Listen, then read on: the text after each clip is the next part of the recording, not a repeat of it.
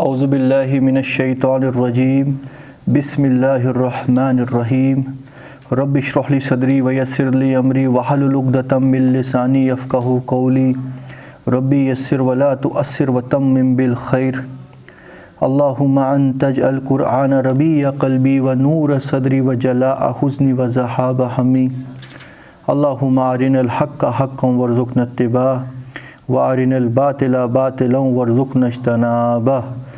الحمدللہ وکفا والصلاة والسلام علی عبادہ الذین اصطفیٰ خصوصاً علی خاتم النبیین محمد الامین وعلی آلہ وصحبہ اجمعین، اما بعد فاعوذ باللہ من الشیطان الرجیم، بسم اللہ الرحمن الرحیم۔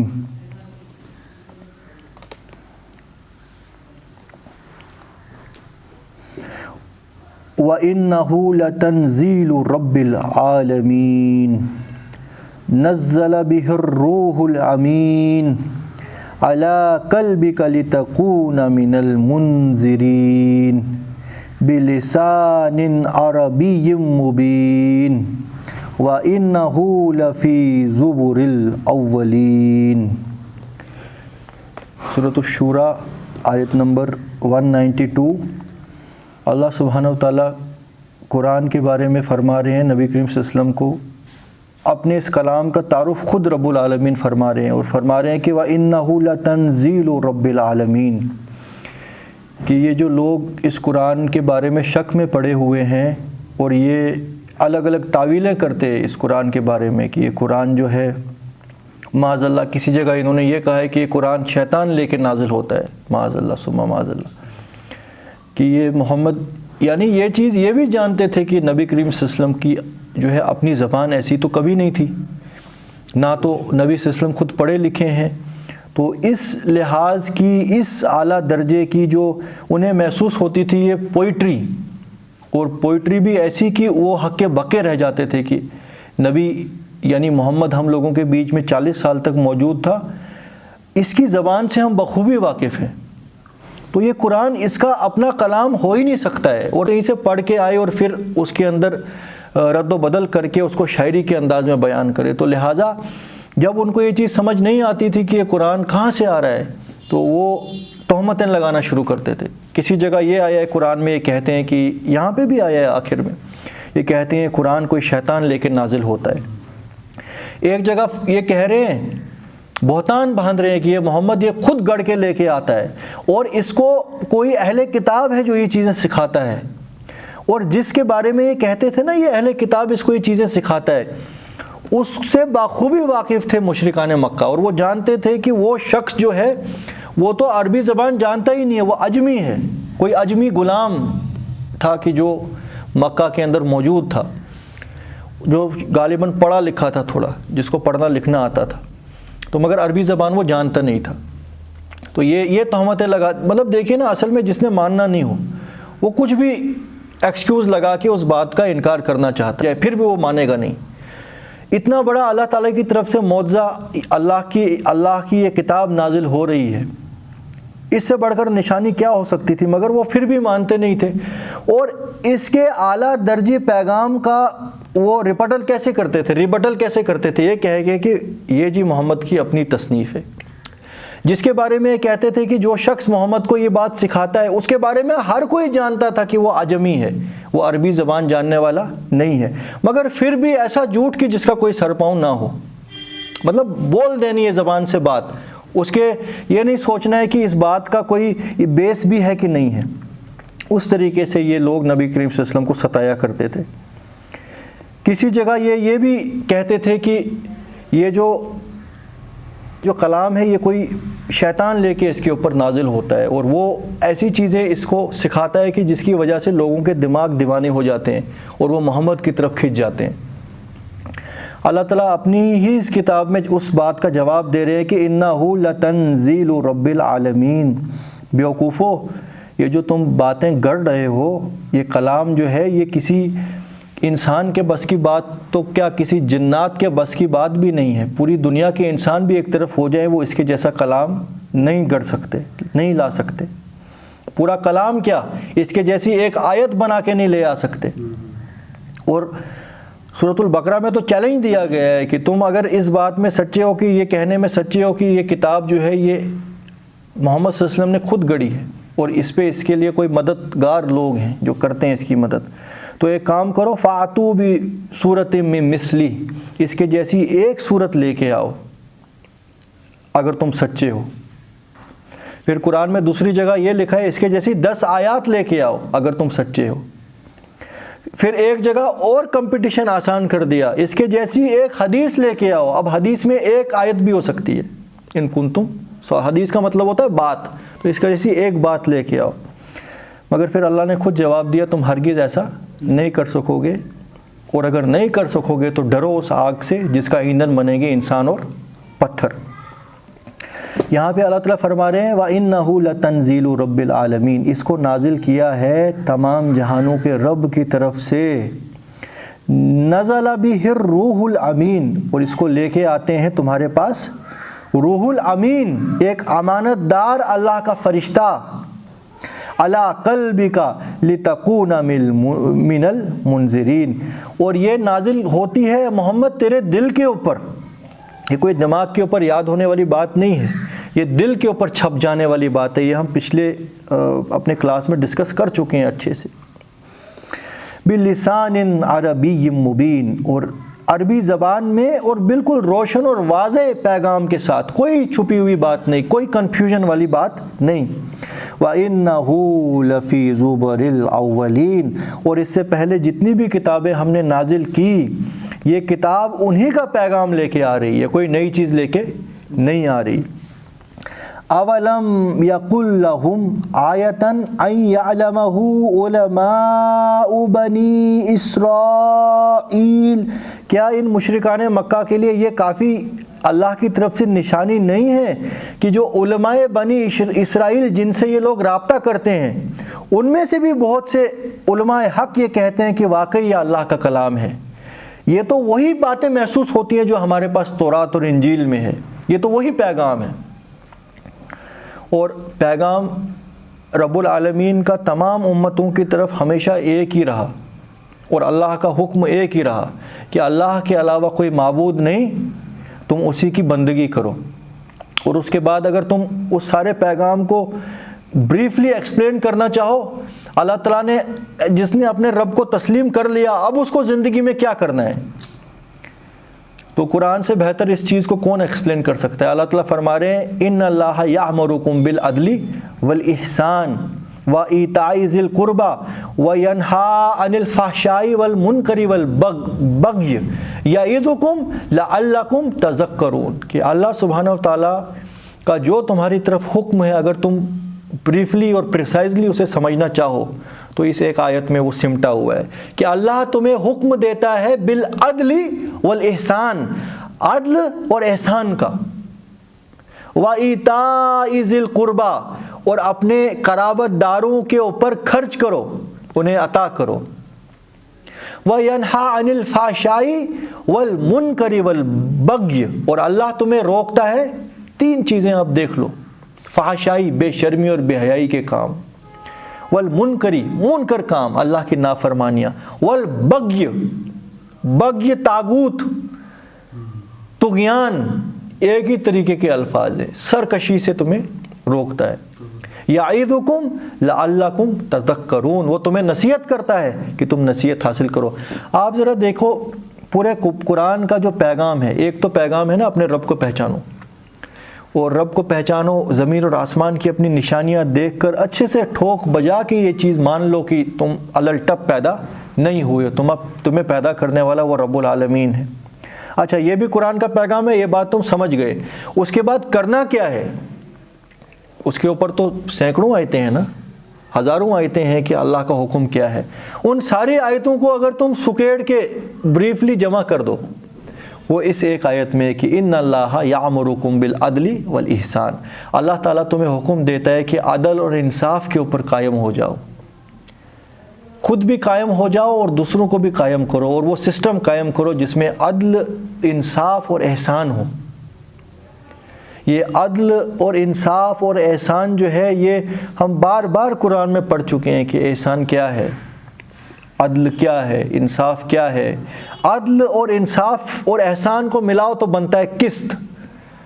اللہ تعالیٰ فرما رہے ہیں نا، ہم نے تمام رسول اس لیے بھیجے لیکون الناس بالقسط، تاکہ انسانیت عدل اور انصاف کے اوپر قائم ہو۔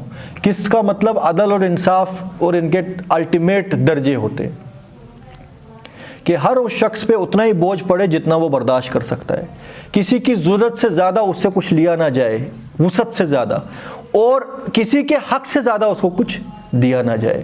یہ انڈیویجول کی لائف میں بھی ایسا ہی ہو، پورا سسٹم اور پورا اکنامیکل میکانزم اور سوشل میکانزم بھی ایسا ہی ڈیولپ ہو کہ عدل اور انصاف ہر طرف قائم ہو، کیونکہ اللہ تمہیں حکم دیتا ہے عدل اور انصاف کا۔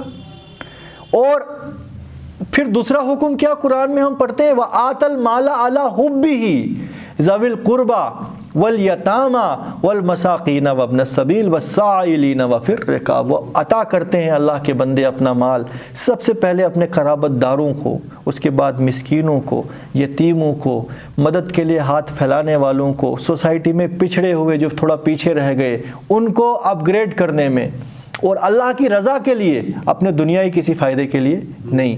تو دیکھو وہاں پہ پھر قرآن میں جگہ جگہ یہ آیات آئی ہے کہ جو اللہ کے راستے میں خرچیں، تو یہاں پہ کیا آیا، ایتاء ذی القربیٰ، جو عطا کرتے ہیں اپنے قرابت داروں کو۔ وَيَنْهَىٰ عَنِ الْفَحْشَاءِ، اور وہ تمہیں روکتا ہے فحش، بے شرمی اور بے حیائی اور اللہ کی نافرمانیوں سے اور اللہ سے بغاوت سے۔ یعظکم لعلکم تذکرون، وہ تمہیں نصیحت کرتا ہے کہ تم نصیحت حاصل کرو۔ یہ قرآن کا ٹوٹل پیغام اگر آپ سمجھنا چاہیے تو یہ اس ایک آیت میں اللہ تعالیٰ نے بریفلی ایکسپلین کیا ہے۔ اس کی ڈیٹیلز ایک ایک الفاظ پھر کمپریہنسو ہے۔ عدل کیا ہے، اس کو امپلیمنٹ کیسے کرنا ہے، انصاف کیا ہے، اس کو امپلیمنٹ کیسے کرنا ہے، سرکشی کیا ہے، طاغوت اور بغاوت کیا ہے، ایتاء ذی القربیٰ والیتامى والمساکین کیا ہے، وہ ساری چیزیں پھر کھول کھول کے قرآن میں الگ الگ جگہ آئی ہیں۔ اولم یقل لہم آیۃ ان یعلمہ علماء بنی اسرائیل، کیا یہ ان لوگوں کے لیے کافی نہیں ہے کہ یہ آیتیں وہی آیات ہیں جن کو بخوبی پہچانتے ہیں تم سے پہلے بھیجی ہوئی امت کے علماء، یعنی علماء بنی اسرائیل۔ اور وہ کیوں پہچانتے تھے ان آیتوں کو؟ جیسے میں نے یہ آپ کو ایکسپلین کرنے کی کوشش کی، ہمیشہ پیغام ایک ہی ہوتا ہے، بس وقت کی ریکوائرمنٹ کے حساب سے کچھ شرعی قانون میں ماحول کے حساب سے رد و بدل کیا جاتا ہے، وہ بھی حکمت کی بنیاد کے اوپر۔ وَلَوْ نَزَّلْنَاهُ عَلَى بَعْضِ الْأَعْجَمِينَ، اور اگر ہم یہ قرآن کسی اعجمی کے اوپر نازل کرتے، غیر عربی کے اوپر نازل کر کے اس کو پھر پیغمبر بنا کے ان عربیوں کی طرف بھیجتے، فَقَرَأَهُ عَلَيْهِمْ مَا قَانُوا بِهِ مُؤْمِنِينَ، یہ اس کے اوپر بھی ایمان نہیں لاتے، یہ اپنے اس سب سے جس کو انہوں نے آنکھوں کے سر کا تاج بنا کے رکھا تھا، جس کو سچے الصادق الامین یہ لوگ کہا کرتے تھے، یعنی محمد صلی اللہ علیہ وسلم، ان کو یہ مان نہیں رہے، تو اگر ہم کسی اور کے اوپر یہ نازل کرتے کر کے پھر مشرکان مکہ کی طرف بھیجتے، اس کو کہاں یہ قبول کرتے، اور وہ بھی غیر عربی زبان میں۔ آپ سمجھ رہے ہو، یہاں سے غالباً یہ بات بھی ہے کہ انہوں نے یہ بھی کہنا شروع کیا ہوگا، کیونکہ دیکھیے ان کی باتوں کے آرگومنٹس کا کوئی سر پیر نہیں تھا۔ ہم کیوں مان لیں یہ عربی زبان میں، یہ تو ہماری زبان میں، کوئی انوکھی زبان میں آتا تو پھر ہم مان لیتے۔ کچھ نے یہ کہا کہ ہم اس کو کیسے مان لیں، یہ تو ایک ایک آیت نازل ہو رہی ہے، جب تک ہم خود نہ دیکھ لیں آسمان سے پورا کا پورا قرآن ایک کتاب کی شکل میں نازل ہو اور نبی صلی اللہ علیہ وسلم سیڑھی لگا کے جائے اور ہمارے سامنے لے کے آسمان سے لے کے آئے کتاب، پھر ہم مان لیں گے۔ یہ ہم پڑھ کے آئے نا بار بار پچھلی جگہ جگہ۔ تو یہاں پہ غالباً انہوں نے یہ بھی آرگومنٹ کر دیا کہ بھئی یہ کسی اور لینگویج میں ہونا چاہیے، یہ عربی زبان میں ہی ہے تو اس کو ہم کیسے مان لیں۔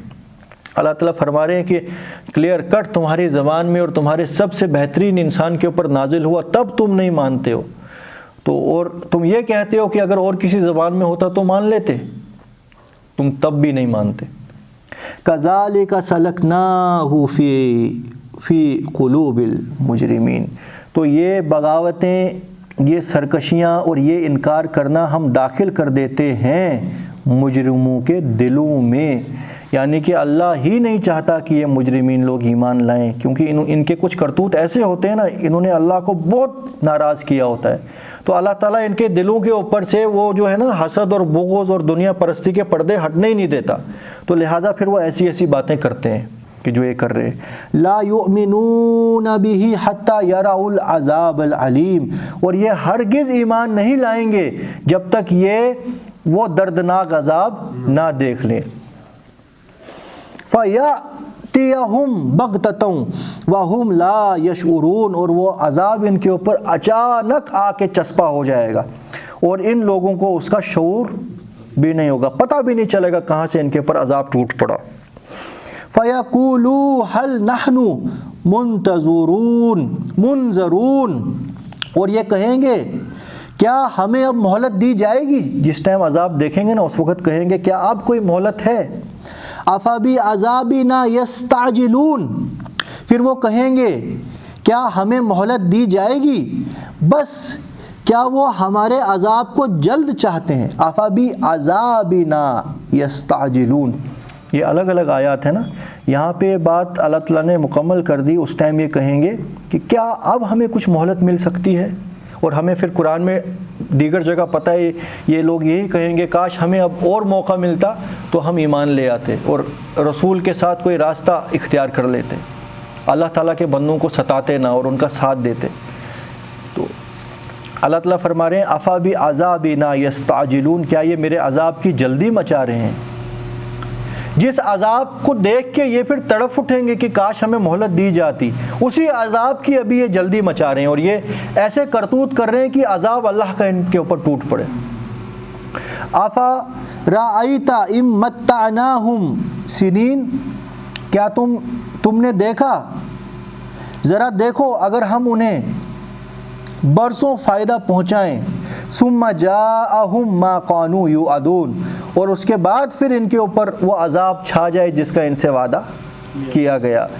ما اغنا عنہم ما كانوا یمتعون، تو جو کچھ چیزیں ہم ان کو ان سالوں میں دیتے رہے، دنیا کی زندگی میں اضافہ، بڑھتے اور چڑھتے مال اور دولت اور اختیار، وہ پھر عذاب آنے کے بعد ان کے کسی کام آنے والی نہیں ہے۔ وَمَا أَهْلَكْنَا مِنْ قَرْيَةٍ إِلَّا لَهَا مُنذِرُونَ،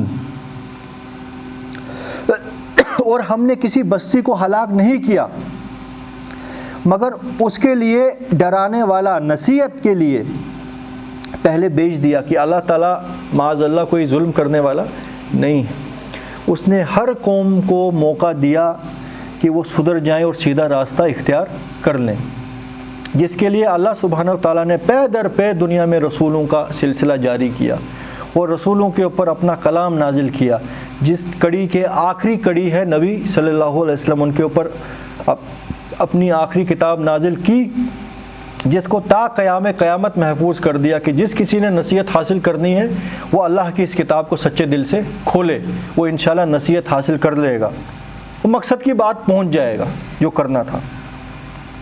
تو ما اہلکنا من قریۃ الا لہا منذرون، ہم نے کسی بھی قوم کو ہلاک نہیں کیا جب تک کہ خبردار کرنے والا کوئی ہم نے بھیجا نہیں۔ ذکرا وما کننا ظالمین، نصیحت کے لیے، اور کیونکہ ہم ظالم نہیں ہیں، ہم ظلم کرنے والے نہیں، کہ پتہ بھی نہیں لگا کہ حق کیا ہے اور ان کو ہلاک کر دیا گیا۔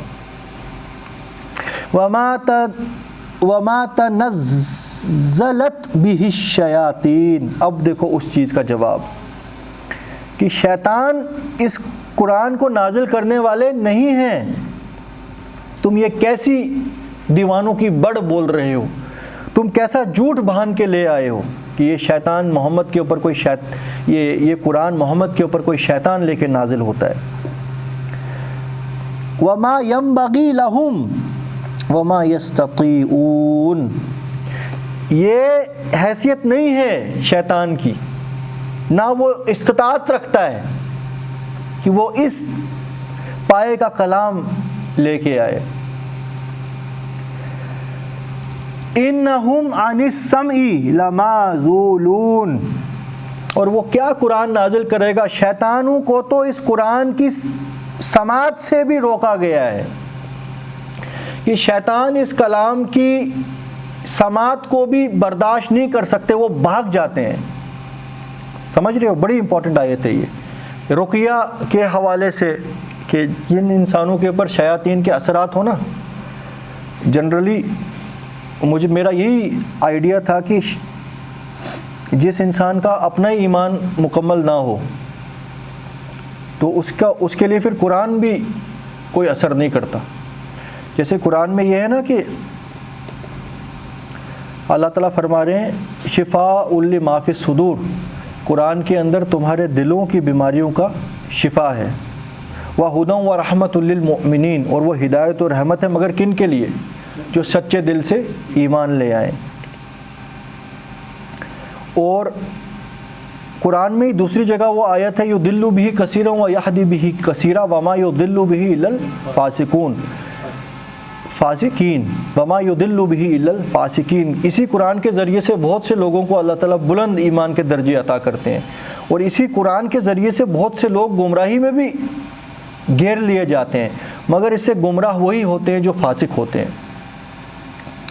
تو مجھے محسوس یہی ہوتا تھا کہ بہت سے لوگوں کو جن کو شیاطین کے اثرات ہوتے ہیں ان پہ قرآن بھی اثر نہیں کرتا، یعنی ان کے لیے قرآن شفا نہیں ہے.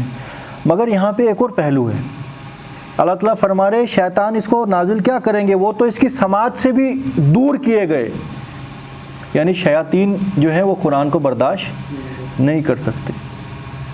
تو لہٰذا اللہ تعالیٰ کا ایک کلام جو ہے، یقیناً اگر ایسی کوئی مخلوق محسوس ہو کہ کسی انسان کے اوپر کسی عاصب کا سایہ، کسی شیطان کا سایہ ہے، تو اس کو قرآن کی تلاوت سنانی چاہیے. کیونکہ اللہ تعالیٰ فرما رہے ہیں نا کہ سننے کے مقام سے بھی دور کیے گئے ہیں، یعنی ان کی حیثیت نہیں ہے کہ وہ قرآن کو برداشت کر سکیں. تو فلا تدعوا مع اللہ الہا آخر فتکون من المعذبین، تو تم اللہ کے سوا کسی اور کا اللہ کا مد مقابل مت ٹھہراؤ، اللہ کے علاوہ کسی اور کو اللہ مت پکارو. فتکون من المعذبین، اگر ایسا کرو گے تو تمہیں عذاب پہنچے گا، تم عذاب میں مبتلا ہو جاؤ گے. وَأَنذِرْ عَشِيرَتَكَ الْأَقْرَبِينَ، اور اے محمد اور اے مسلمانوں تم خبردار کرو اپنے قریبی رشتہ داروں کو. یہاں پہ اسپیشل انسٹرکشنز آ گئی ہے کہ ایک داعی اسلام، اور سب سے پہلے داعی اسلام تو نبی کریم صلی اللہ علیہ وسلم خود تھے، ان کو تو تمام عوام کو اور اپنی قوم کو دعوت دینی ہے، مگر سب سے پہلے انسٹرکشن، سب سے پہلے اور سائمنٹینیسلی ایک اسپیشل انسٹرکشن ہے کہ اپنے گھر والوں کو اور قرابت داروں کو اللہ کے راستے کی طرف بلاؤ. یہ کافی بار ایک داعی اسلام بھول جاتا ہے کہ اس کے اپنے رشتہ دار، اپنے گھر والے، اپنے کلوز ڈور نیبرز، ان تک وہ کبھی پہنچ ہی نہیں پاتا، وہ الگ ہی دنیا میں لگا رہتا ہے. تو لہٰذا اللہ تعالیٰ کی طرف سے اسپیشل انسٹرکشن جب ہمیں پہنچ گئی، وَأَنذِرْ، خبردار کر، عشیرتک الاقربین، اپنے قرابت دار، اپنے قریبی رشتہ داروں کو. وَاخْفِضْ جَنَاحَكَ لِمَنِ اتَّبَعَكَ مِنَ الْمُؤْمِنِينَ، اور جو کوئی ایمان لے آئے ان کے سامنے اپنے کندھے جھکائے رکھ، ان کے ساتھ اچھے انداز میں، ٹھنڈے انداز میں، محبت کے ساتھ پیش ہے. یہاں دیکھیے آپ، نبی صلی اللہ علیہ وسلم کو انسٹرکشنز ہیں کہ جو اللہ کے بندے اللہ کے اوپر ایمان لے آئے، اے محمد آپ ان کے ساتھ کندھے جھکا کے اور محبت اور شفقت کے ساتھ ان کے ساتھ پیش آئیے. کہیں آپ کی ٹیوڑی نہ چڑھ جائے، یہاں کوئی ایسا آپ بے رخی ان کے ساتھ نہ برت لیں. اللہ تعالیٰ کو یہ چیز پسند نہیں ہے، جس کے بارے میں ہم سورۃ العبسہ میں وہ ڈسکس کر چکے ہیں. اور پرائمری انسٹرکشن تو نبی کریم صلی اللہ علیہ وسلم کو ہے، اور ان کے ذریعے سے تا قیامت امت مسلمہ کا ہر وہ انسان جو داعی حق ہو، اس کو بھی یہ انسٹرکشن ہے کہ اپنے کندھے جھکائے رکھ ان لوگوں کے لیے کہ جو ایمان لے کے آئے، ان کے ساتھ نرمی اور محبت کے ساتھ پیش آ. یہی الفاظ آئے ہیں نا کہ اپنے والدین کے سامنے اپنے کندھے جھکا کے رکھنا. وَاخْفِضْ لَهُمَا جُنَاحَ الذُّلِّ مِنَ الرَّحْمَةِ. وَاخْفِضْ، وہاں تو اپنے کندھے جھکائے رکھو اپنے والدین کے آگے رحمت کے ساتھ، شفقت کے ساتھ. وَقُلْ رَبِّ ارْحَمْهُمَا كَمَا رَبَّيَانِي صَغِيرًا، اور دعائیں کرو کہ اے پروردگار جیسے بچپن میں محبت اور شفقت کے ساتھ انہوں نے پالا تو ان پہ بھی تو رحمت کر، اس کے سبب کہ انہوں نے بچپن میں والدین ہونے کا حق ادا کیا، انہوں نے اس کمزور عمر سے مجھے پال پوس کے بڑا کر دیا، پروان چڑھایا محبت اور شفقت کے ساتھ. وہاں پہ بھی یہی الفاظ آئے وَاخْفِضْ جَنَاحَكَ لِمَنِ اتَّبَعَكَ مِنَ الْمُؤْمِنِينَ، اپنے کندھے جھکائے رکھو مومنوں کے لیے. فَإِنْ عَصَوْكَ فَقُلْ إِنِّي بَرِيءٌ مِّمَّا تَعْمَلُونَ، اور اے محمد، اور اگر جن کو تو دعوت دے اگر وہ اس کے باوجود تمہاری نافرمانی کریں، فَقُلْ إِنِّي بَرِيءٌ مِّمَّا تَعْمَلُونَ، تو تم سیدھے کہہ دو میں بری ہوں اس چیز سے جو تم کر رہے ہو. یعنی میرا کام تھا تمہیں خبردار کرنا، اور جو اللہ کا حکم ہے اس کو اپنی زندگی میں امپلیمنٹ کر کے تم کو دکھانا، ڈیمو کہ دیکھو زندگی ایسے گزارنی. مگر اگر تم پھر بھی میری نافرمانی کرتے ہو تو میں بری ہوں تمہارے کرتوتوں سے، یعنی کہ جو تم کر رہے ہو اس کا وبال میرے اوپر آنے والا نہیں. وَتَوَكَّلْ عَلَى الْعَزِيزِ الرَّحِيمِ، اور اے محمد پورا بھروسہ کرو اس غالب اور نہایت مہربان ہستی پر. الَّذِي يَرَاكَ حِينَ تَقُومُ، وہ تمہیں دیکھتا ہے جب تم نماز میں کھڑے ہوتے ہو یا کہیں پہ بھی کھڑے ہوتے ہو، کسی بھی کام میں، کسی بھی اپنی سعی و جہد میں لگے ہوتے ہو، تم اس کی نظروں کے سامنے ہوتے ہو. وَتَقَلُّبُكَ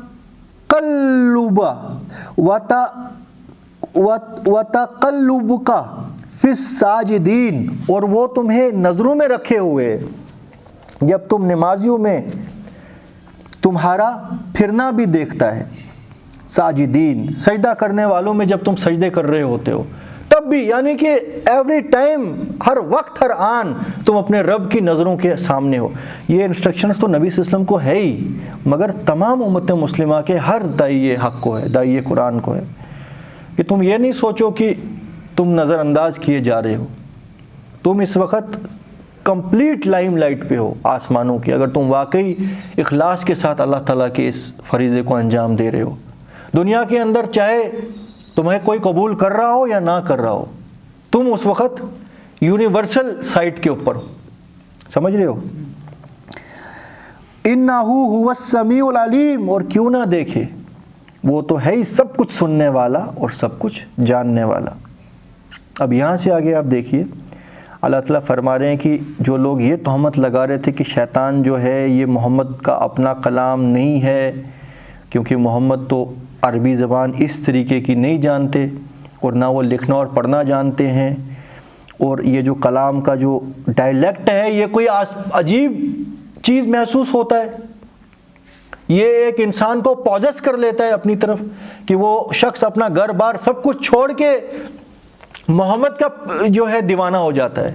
تو لہٰذا یہ پکا کچھ سپر نیچرل چیز ہے اور وہ شیطان کا کچھ معاذ اللہ اثرات ہیں.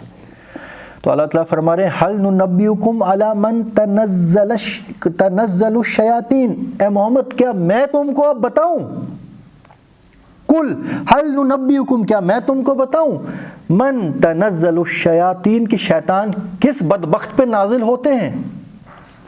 تنزل علی کل افاک اسیم، شیطان اصل میں نازل بہتان بہاننے والے گنہگار کے اوپر ہوتے ہیں. دیکھو اللہ تعالیٰ نے کس طریقے سے جواب ان کو دیا کہ تم اس پاک کلام کو، اس پائے کے بلند مرتبہ کلام کو، اس پاکیزہ کلام کو شیطان کا کلام کہتے ہو. بے شرمو، اصل میں شیطان تم پر نازل ہوتے ہیں. علی کل افاک اسیم، بہتان بہاننے والے پہ، بہتان نکالنے والے پہ، جھوٹ باندھنے والے پہ، گنہگار کے اوپر شیطان نازل ہوتے ہیں۔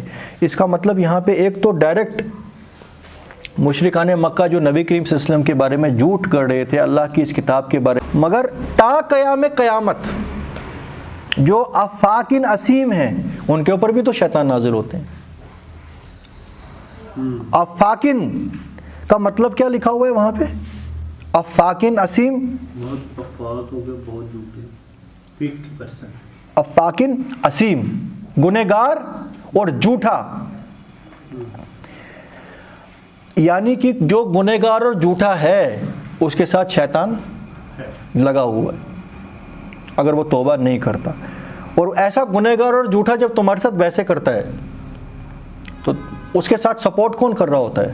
شیطان۔ وہ کیا چاہتا ہے؟ وہ آپ کو گل ملے میں ڈالنا چاہتا ہے، وہ آپ کو بھی کنفیوز کرنا چاہتا ہے۔ تو ایسے گنہگار اور اسیم کے ساتھ آرگیومنٹ فضول میں کرنے کی کوئی ضرورت نہیں ہے، وہ آپ سمجھ جاؤ گے۔ اتنی بصیرت تو اللہ تعالیٰ نے دی ہے، کون مخلص ہے اور کون گنہگار اور اسیم ہے، کون نیک نیتی سے کچھ پوچھ رہا ہے، اتنا تو ویژن اللہ تعالیٰ دے دیتا ہے اپنے بندوں کو۔ یلقون السمع واکثرهم کاذبون، وہ سنی سنائی باتیں ایک کان سے دوسرے کان تک پہنچانے والے اور زیادہ تر جھوٹے لوگ۔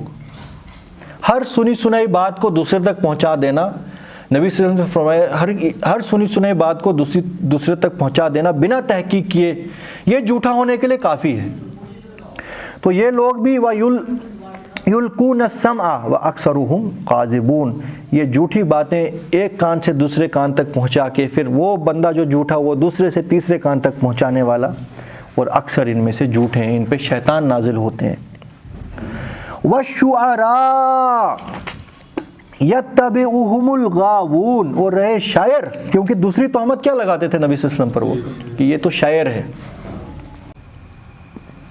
والشعراء یتبعهم الغاوون، اور رہے شاعر،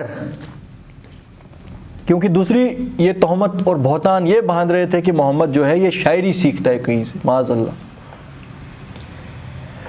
ان آرگیومنٹس کا کوئی سر پیر نہیں ہے تو اس کا جواب کہیں آپ کو ملے گا نہیں۔ یہاں پہ تھوڑا سا اللہ تعالیٰ ان کو بریفلی ان کے کان کھول کے اور سنا رہے ہیں کہ بیوقوفو، رہے شاعر، شاعروں کی پیروی تو وہ لوگ کرتے ہیں جو گمراہ ہوتے ہیں، ٹھیک ہے۔ علم تر انہم فی کل واد یہیمون، کیا یہ دیکھتے نہیں ہیں شاعر کس طریقے سے ملنگ اور دیوانے ہو کے ہر وادی میں سر پٹکتے رہتے ہیں؟ جنرلی آپ دیکھتے ہو کس طریقے سے بال ہوتے ہیں، ان کا اپنا ہوش نہیں ہوتا ہے شاعروں کو، کہتے کچھ ہیں کرتے کچھ ہیں، باتیں آسمانوں کی اور کرتوت ان کے ہوتے ہیں ایک دھیلے کا بھی نہیں ہوتا ہے۔ اپنی ماں کے بارے میں بڑی بڑی شاعریاں بول رہے ہوں گے اور وہ ماں بیچاری سوکھ رہی ہوگی، کہیں پوچھتا نہیں ہوگا اس کو وہ، کیونکہ جو کہتے ہیں وہ کرتے نہیں، خالی فیم کمانے کے لیے، اپنے آپ کو فیمس کرنے کے لیے اپنی زبان سے کچھ ایسے الفاظ جو ہے وہ بیان کرتے ہیں۔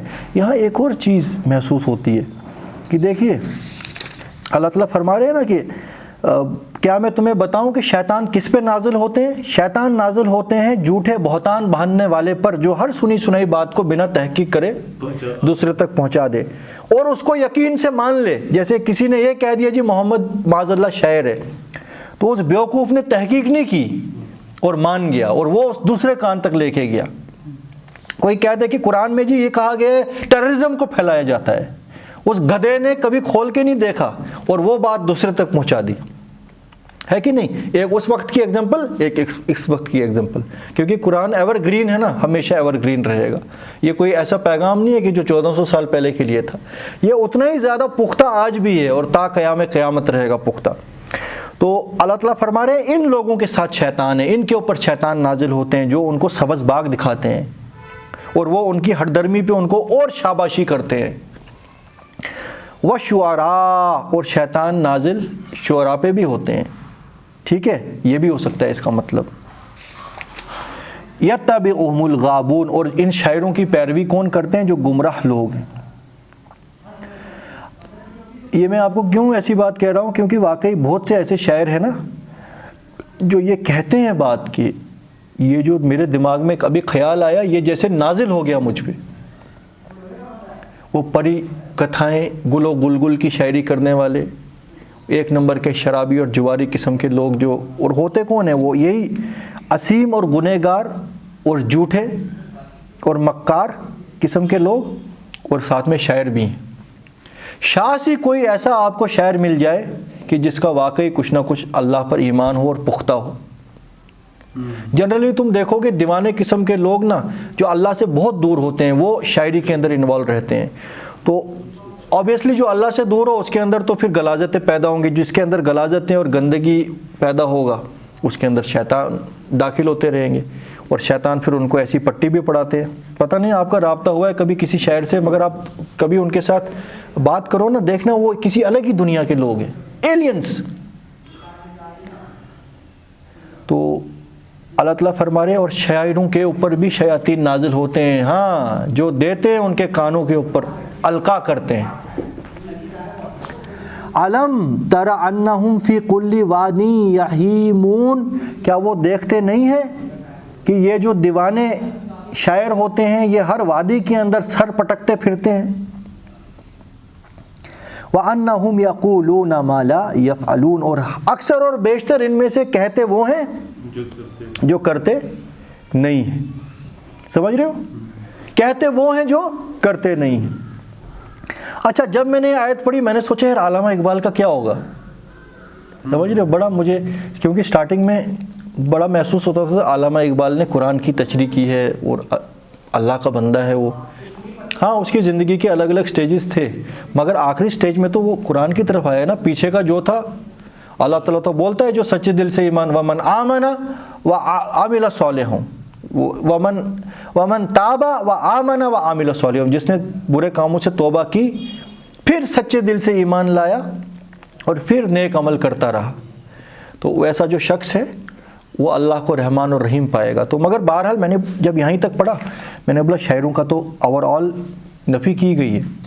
تو سبحان اللہ. پھر اگلی آیت آ گئی الا الذین آمنوا، سوائے ان کے، وعملوا الصالحات، جو سچے دل سے ایمان لائے اور عملاً بھی وہ نیک تھے، وذکروا اللہ کثیرا، اور انہوں نے بس اپنے رب کا ذکر ہی کثرت کے ساتھ کیا. تو وہی تو کوئی کیا علامہ اقبال نے آخری وقت. اس کی شاعری کیا ہے؟ قرآن کی تشریح ہے. وہ زمانے میں معزز تھے مسلمان ہو کر اور تم خار ہوئے تاریخ قرا ہو کر. وقال الرسول یا ربی ان قوم متخذ هذا القرآن مہجورا، اور وہ رسول قیامت کے دن اللہ سے شکایت کرے گا کہ اے میرے پروردگار یہ جو میری قوم ہے اس نے قرآن کو پس پش چھوڑ دیا تھا. تو وہ زمانے میں معزز تھے مسلمان ہو کر تم خار ہوئے تاریخ قرا ہو کر. یہ شعر تو اسرار صاحب کا دل بدلنے کا ایک ذریعہ بن گیا تھا. تو خاک میں مل اور آگ میں جل، جب کھست بنے تب کام چلے، ان خام دلوں کے عنصر پر بنیاد نہ رکھ، تعمیر نہ کر. فضائے بدر پیدا کر، فرشتے تیری نصرت کو اتر سکتے ہیں گردوں سے قطار اندر قطار اب بھی. گر آج بھی ہو ابراہیم سا ایمان پیدا، آگ کر سکتی ہے انداز گلستہ پیدا. قلنا یا نارو کونی بردوں و سلام علی ابراہیم، اے آگ ٹھنڈی ہو جا اور سلامتی بن جا ابراہیم کے لیے. یہ مال و دولت دنیا، یہ رشتہ و پیوند، بتان وہم و گما لا الہ الا اللہ. قرآن کی وہ آیت بڑی انٹینس آیت ہے. قل ان کان آباؤکم و ابناؤکم و اخوانکم و عشیرتکم و اموال اقترفتموها و تجارت تخشون کسادها و مساکن ترضونها احب الیکم من اللہ و رسولہ و جہاد فی سبیلہ فتربصوا حتی یأتی اللہ بامرہ اللہ لا یہدی القوم الفاسقین. تو یہ 8 چیزیں، یہ مال و دولت دنیا، یہ رشتہ و پیوند، بتان وہم و گما لا الہ الا اللہ. تو بڑا کنفیوژن ہوتا تھا یار اس پائے کا بندہ، اور پیچھے تو تمام شاعروں کی نفی کی گئی کیونکہ تب اللہ کا مطلب مجھے پتہ نہیں، عربی اتنی اچھی طرح سے نہیں نہ آتی تھی. یہاں سے مجھے لگ رہا تھا کہ الا الذین آمنوا، یہاں سے اللہ تعالیٰ نے بات چینج کر دی، ایمان والوں کی طرف آ گئی. تو مگر اللہ پیچھے شاعروں کا کلام اور تمام شاعروں کی نفی اور شیاطین قرار دے کے ایکسیپٹ فار دوز، آ گیا.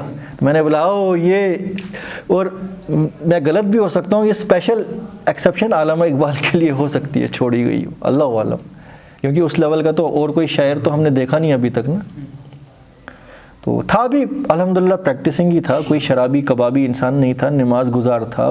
داڑھی واڑی کا تھوڑا سا اس کا مسئلہ رہا, تو وہ اللہ عالم, اللہ خوب جانتے ہیں. قرآن میں تو داڑھی کا بھی 2 ہی جگہ ذکر آیا ہے نا. ایک تو موسیٰ علیہ السلام فرماتے ہیں نا, جب یہ جو ہارون علیہ السلام, جب موسیٰ علیہ السلام بڑے غضب میں آتے ہیں, وہ ہارون علیہ السلام فرماتے ہیں اے موسیٰ مجھے میری داڑھی کے بالوں سے نہ پکڑ, اے میری ماں کے بیٹے مجھے میری داڑھی کے بالوں سے نہ پکڑ. تو لہٰذا بڑا اچھا ہوتا اگر وہ یہ بھی کرتا, مگر بہرحال سنتیں چھوٹی بھی ہیں اور بڑی بھی ہیں, ہو سکتا ہے کوئی بڑی سنت اس نے فالو کر لی ہو, ہے نا.